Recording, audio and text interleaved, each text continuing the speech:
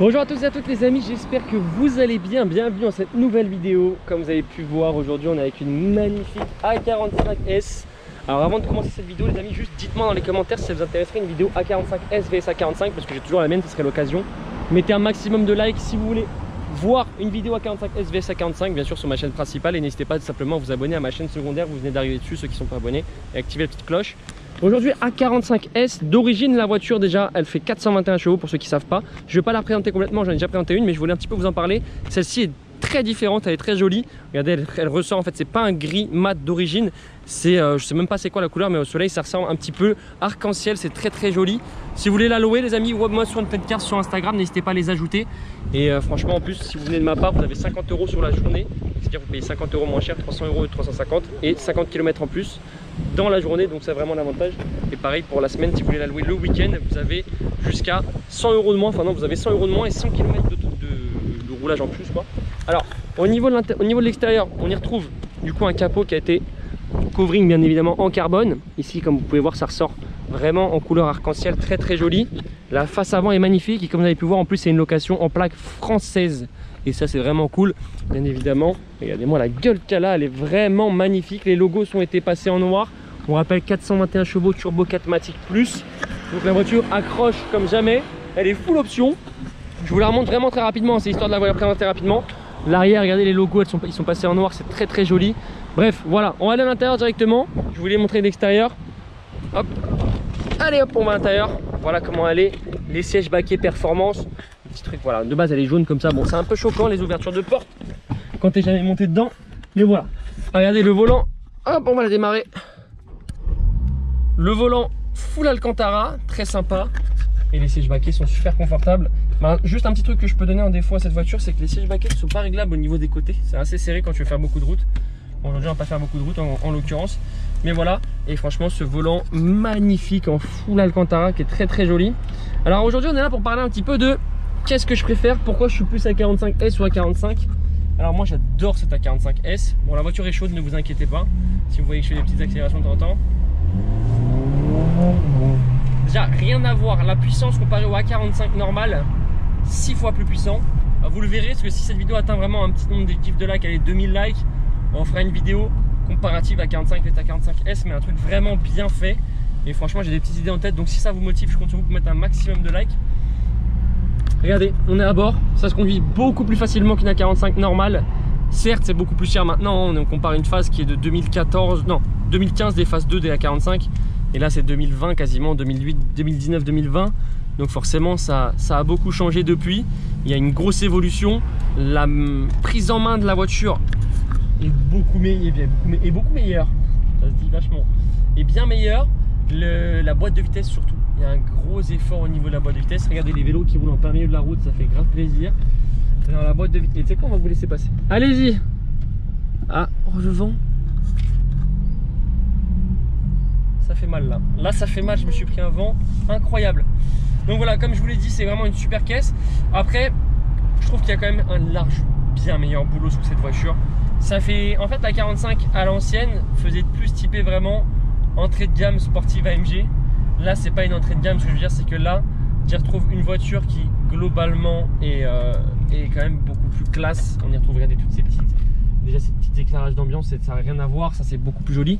Ça ressemble beaucoup au E63, enfin tout ce qui est les nouvelles 63 et tout. Hop, tout ce volant, voilà en Alcantara, etc. Bon, le volant des anciennes était déjà très joli. Alors, par contre, j'ai pas vu, ils n'avaient pas fait un intérieur de porte ici. Ici, c'est dommage. Par contre, ça c'est dommage que ça soit en jaune. Puis vous voyez, regarde, c'est beaucoup mieux designé.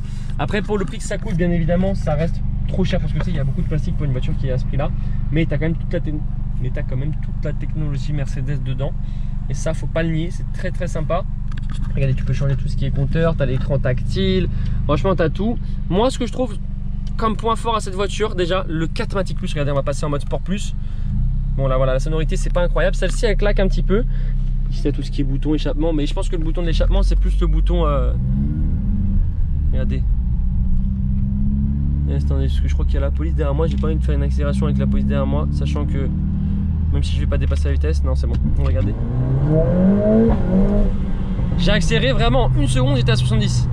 En fait ils ont fait une voiture qui est vraiment très adaptée au 0 à 100. Si vous voulez, la boîte de vitesse est très courte. Regardez, je vais passer des rapports toutes les 2 secondes.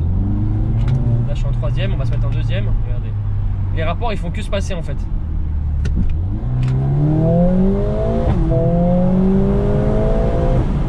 En fait, ils ont fait vraiment une boîte de vitesse super méga courte. Écoutez, ça claque en plus. Non, vous l'entendrez pas, mais ça claque bien. En fait, là, celle-ci, elle pop. Tu vois, c'est la première de la 45S que je teste qui pop.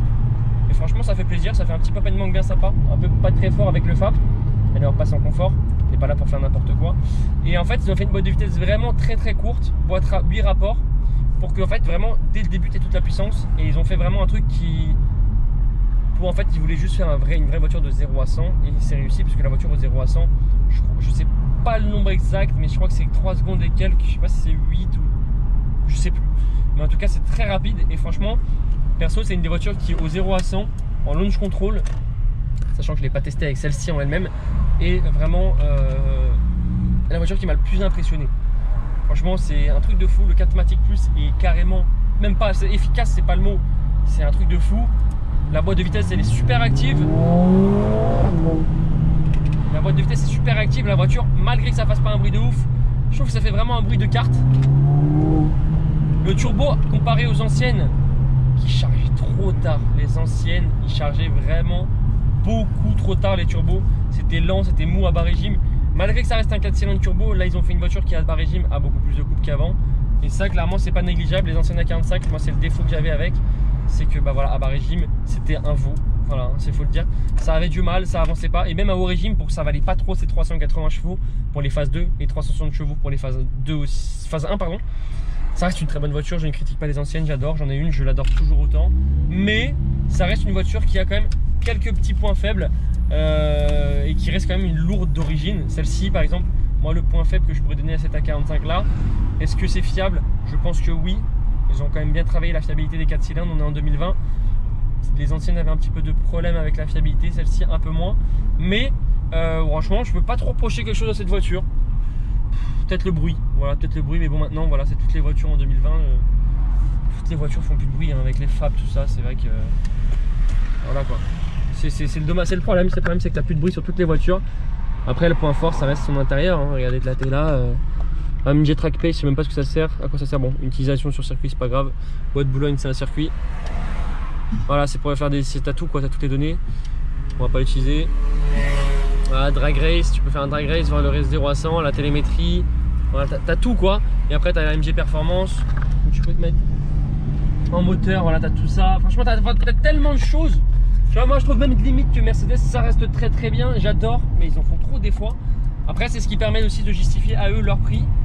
Le prix de la voiture qui est quand même, et je ne connais pas exactement, mais c'est entre 80 et 100 000 euros, malice compris.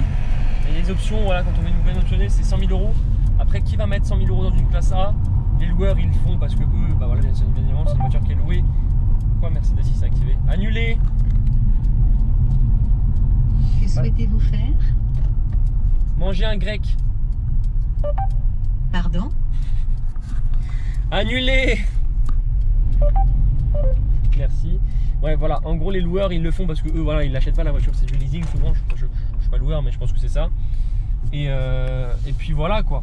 Globalement, moi je mettrais pas 100 000 euros là-dessus. C'est une voiture que clairement je surkiffe, cette A45S. D'ailleurs, ça fait plusieurs fois que je l'essaye, plusieurs fois qu'on me la passe. Mais je pourrais pas mettre 100 000 euros dans cette voiture, c'est impossible. Alors, je trouve ça tellement du gâchis, t'as tellement mieux pour ce prix-là.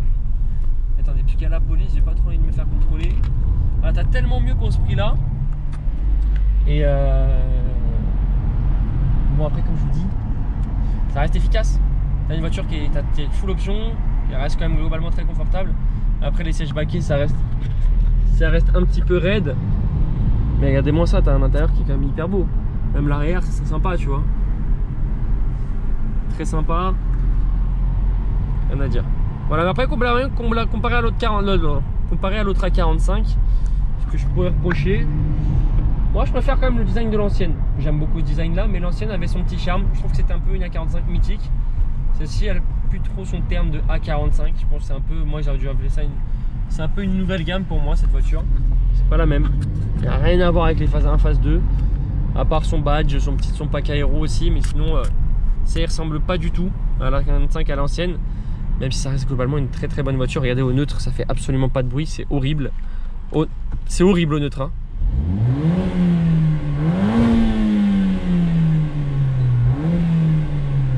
C'est vraiment au neutre, voilà, en roulant c'est top, mais au neutre ça fait vraiment un bruit de casserole, c'est pas beau du tout. Franchement j'aime pas du tout. Voilà, en tout cas vous dites-moi ce que vous en pensez dans les commentaires, si vous êtes plus à 45 à 45S. Et puis voilà, après pour ses concurrents, tout ce qui est RS3, en fait pour moi RS3 ça sera toujours au-dessus niveau puissance.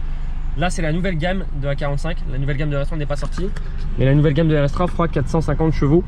Donc forcément ils ont toujours 30 chevaux d'avance sur les RS3. Là par exemple celle-ci marche mieux que les anciennes RS3. Bon, les anciennes non parce que c'est les 400. Mais quand il va sortir le nouveau RS3, il va toujours avoir une nouvelle gamme. Et ce qui est assez flippant, c'est que maintenant on a de plus en plus de normes qui arrivent, c'est-à-dire les normes. Toutes les voitures passent en 4 cylindres. On a le MC35i qui était en 6 cylindres qui passe en 4 cylindres. Voilà, toutes les normes des voitures sont de plus en plus fappées, ont des restrictions de plus en plus élevées.